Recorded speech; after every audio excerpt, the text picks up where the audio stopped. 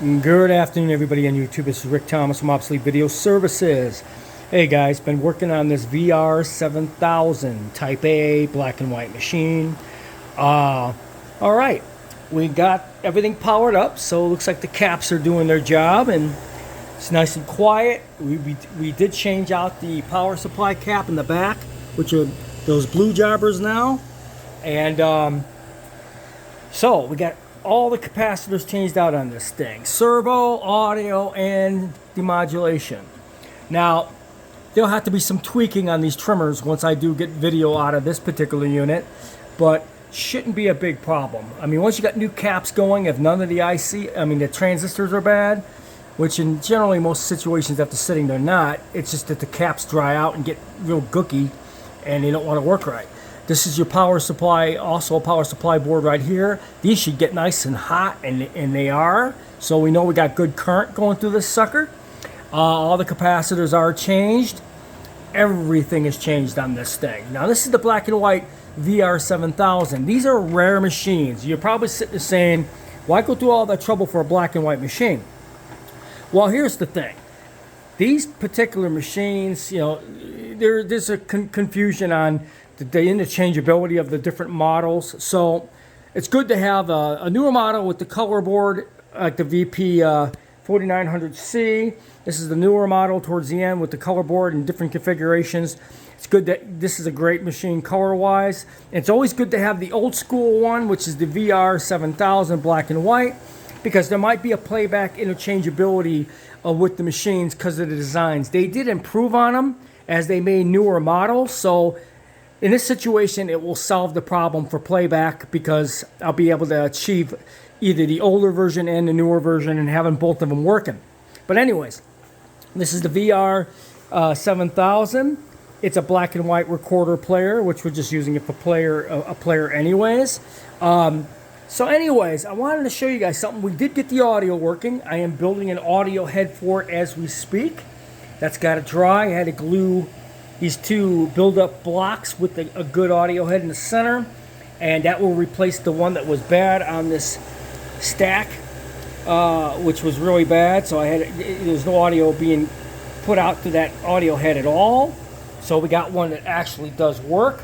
But anyways, I wanted to show you guys something.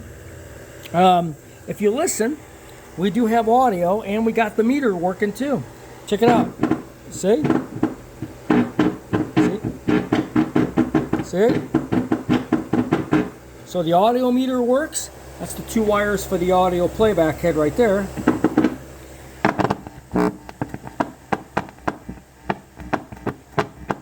So that is extremely good news. So that means, you see the meter working? Once I put the audio head in there, a good one that works, it will read the audio from the tape, register on the meter, and put out on the audio. And that also tells me another thing. The audio board that I rebuilt here, is absolutely excellent. Now it's got brand new capacitors on it. It actually works.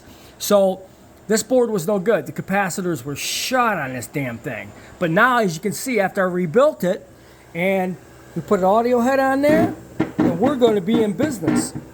And we'll have complete audio. So the audio will be fixed on this one as well to start.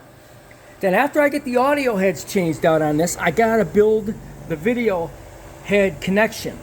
That's gonna be a tricky thing to do because I gotta get this precise.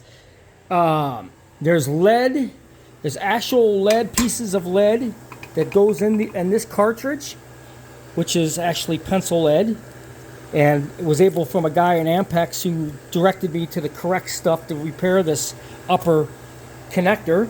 I got to put pieces of lead in there with these little springs, and it's got to be a certain tension, and then when that snaps down on the drum, it's going to make contact with all three of those little connectors.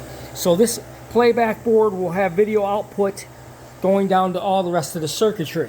That's going to be the tricky part, is actually fixing the contacts on this upper playback RP board, which is built on the actual stack of the video drum itself scanner.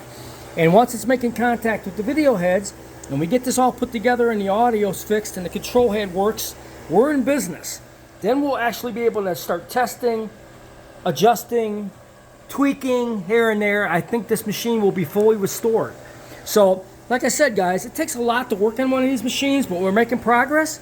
We're working on the VP 4900C, which has got a shorted out IC problem with the output of electricity through the main power supply of this transformer, which I got to fix this little transistor, which is open.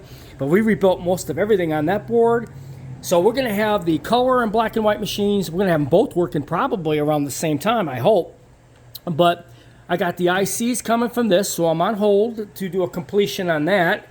But I've been jumping around today, and today we finished all the capacitors on this machine. And so, next step is getting another audio head installed, which is, there's one right there, it's brand new. I just have to glue it to these upper stack parts because this is a stackable tape deck. And once we glue it, we'll actually, in this dries, I'll be able to trim it and get it nice and cleaned up, and then we'll be able to install it where it belongs, and then we'll have full audio. As you can see, audio is going to be great on this deck. So the audio has been completely restored on this. You know, brand new audio board to the speaker side, audio board in the front panel for record and playback. So we know the audio works, so we're in business there. So everything else I'm assuming is going to work as well. It's just going to have to be tweaked on all the trimmers to get it to do all the alignments. But once we get the head connections done and get the audio head put in and get this all buttoned up on top, we'll be able to actually do a video output test and see if we get some video on this thing. So I hope you enjoyed this video.